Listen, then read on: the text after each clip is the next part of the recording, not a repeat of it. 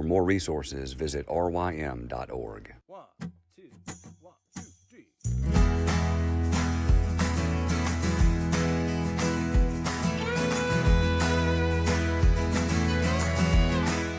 The Local Youth Worker is a daily podcast that's centered on 5 questions each week. Ranging from the practical to the professional, we're looking for answers to the questions you're asking. Whether you're in full-time, part-time, or even volunteer youth ministry, this podcast is for you.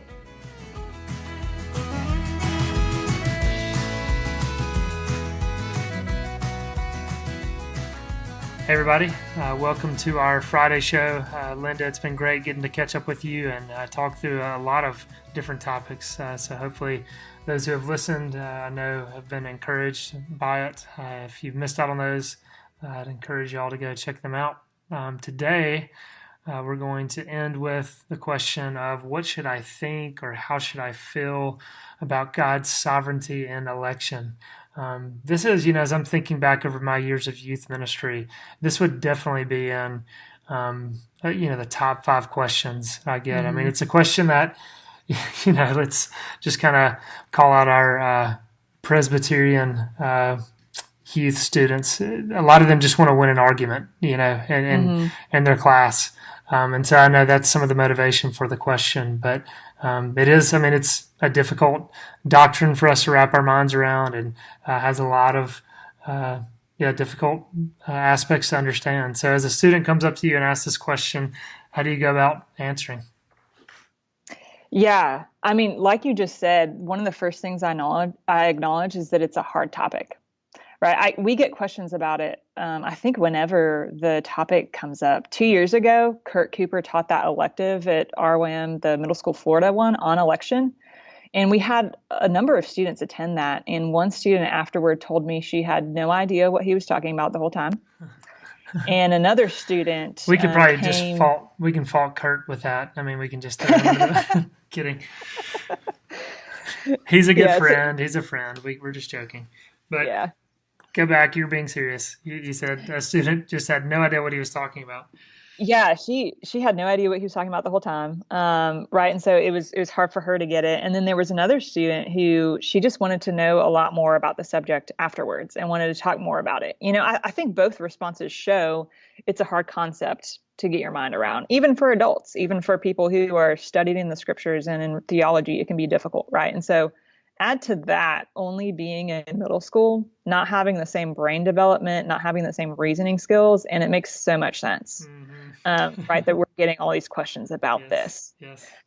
So often the questions are coming up, and they're along the lines of, how can God do that? Like, how is it fair for God to choose some and not everyone? Right. And some students will try to reason out, well, maybe it's fair because what God does is he looks into the future to see what we're going to be like, and he picks us based off of that. And anytime election comes up in a lesson somehow, I try to take a moment to refute that thinking, because that's works-based. That's God choosing us based on our own merits, and our salvation has nothing to do with our works or our merits. That's not the gospel. Right. And so when the questions are about how is that fair, often I can point students to scriptures like Ephesians 1, that he predestined us in love, or Romans 9. And there's so much there, but it goes through like, who are you, O man, to answer back to God? Well, what does molded say to its molder? Why have you made me like this? Has the potter no right over the clay?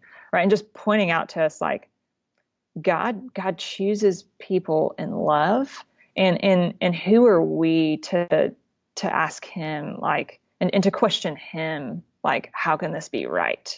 And so I can point them to a lot of scriptures like that and try and reason through the topic with them, right? So reason through, what is fairness? Fairness, I think they're talking about like getting what we deserve, right? And so I have to help students see, well, what do we all deserve? We deserve hell. If God sent all of us immediately to be eternally punished, that would be fair. And anything else that we get is a grace that we don't deserve. So God's not at fault to choose only some and not all to be saved, right? Because if he chose none to be saved, he wouldn't be at fault. And I have to help students go from man-centered thinking to God-centered thinking, and going from thinking, hey, that's not fair, to thinking God is just and he's gracious to choose even some. And I think if you can keep coming back to what do we know about God's character, right? That God is good and he's just and he's wise and all that. If we know those things about him, then even when it's hard for us to swallow some things, we can still trust him. Because I can trust that even though that's hard for me to get my mind around and it doesn't make sense to me, it's still good and just and wise. Yeah, once again, I mean, you're just saying so many good things. I mean, I like where you started, just acknowledging this is a hard question. I mean, that just needs to be said. And this can be, not only hard for us to understand, but hard for us to accept, but then also, shifting our focus, like you said, to more theocentric understanding. And I think so much is connected to, our anthropology, the doctrine of man. I mean, understanding, total depravity, that we are sinful, and our understanding of sin, and talking about fairness there, and what is fair.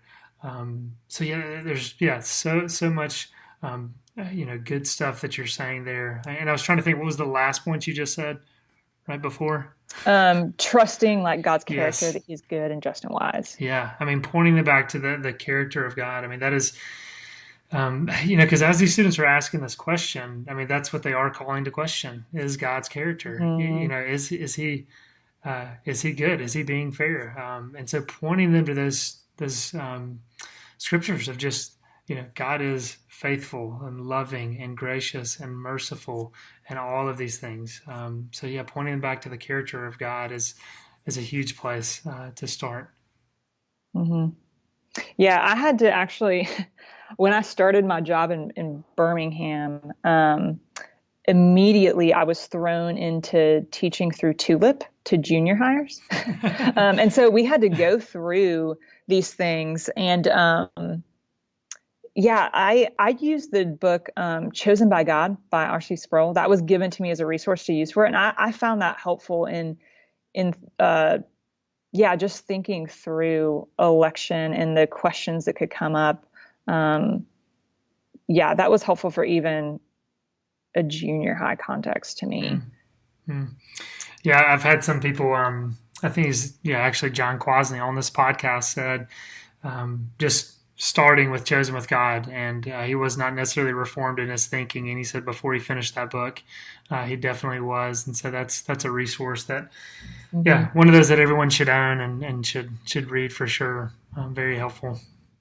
I think with this topic, it's really easy. Again, like I said before on one of our other days, it's easy for a topic like this for people to come away with a bad taste in their mouths, right? And so one of the other things I'm trying to do with a conversation like this is to help people see that this is actually a good thing, and help people see the practical applications of this. So election means that God chose us out of love based on no merit within us. And that's a good thing. That means that when I ask the question, why me? The answer is no reason other than God's love, right? And that makes me humble, because there's nothing that's better about me than anyone else that he would choose me. And it makes me thankful. It gives me gratitude, right? It magnifies God's work in salvation, that it has nothing to do with me and everything to do with him. And it's such good news, because it means I didn't have to earn my salvation. Students have to earn their place in so many things. Like they have to earn their place on the team, earn their grade, earn their social standing, whatever. And if God chooses just based out of love and not out of our merits, then that's good news. And it's good news because it means that God loves me because he wants to, not because he's obligated to. He wasn't obligated to choose anyone, but he chose to love his people. That's good news. Absolutely. Yeah, and once again, that just helps hopefully correct some of the the thinking there, because we know that there are many who don't grasp election predestination, and they label it as harsh and unloving and lacking in grace. And so to see that this is a loving doctrine, as we come to understand it more and more, and we want to be sensitive with those, and as it is a difficult thing to wrestle with, but then also, as you said there too, just reminding us that we aren't the center of the universe as far as salvation goes. We had nothing to do with that. That God pursued us even when we weren't looking for Him and running in the other direction. And so, kind of just again having that theocentric view. We often want to take the scriptures and read them and think, okay, what does this have to say for me? But first and foremost, it's a book about God and His glory and His work of salvation and what He's accomplished. And so again, kind of removing us from the center and focusing on Him. So a lot of good stuff there. Is there anything you want to say as we close this out? I think personally for me, election is a comforting doctrine, because it means that if someone doesn't become a believer, that's not my fault. I know that God will save those that He has chosen. And I can rest in that because I come from a family of unbelievers. And so I don't have to worry if one of my family members dies as an unbeliever. Was that my fault?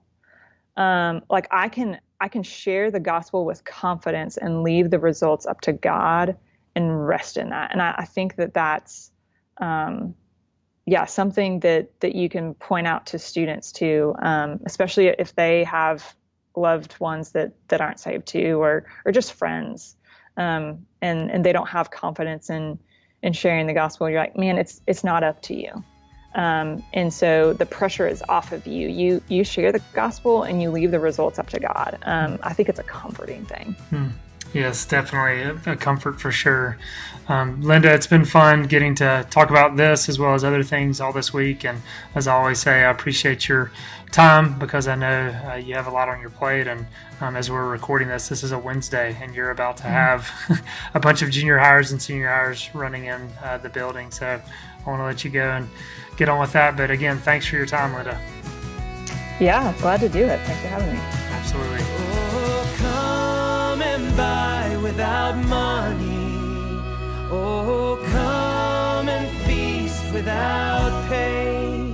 For the King has opened His banquet hall to the beggar, the outcast, and the slave. For the King has opened His banquet hall to the beggar, the outcast, and the slave.